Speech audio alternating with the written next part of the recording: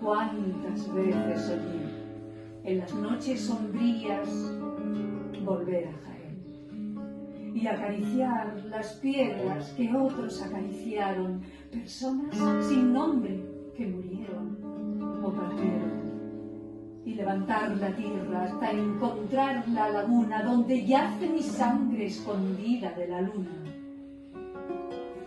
Atravesar temeroso la angosta judería donde la noche fue noche y el día nunca fue día, en donde los cuerpos libraron el juego de tener que elegir entre el nombre y el fuego.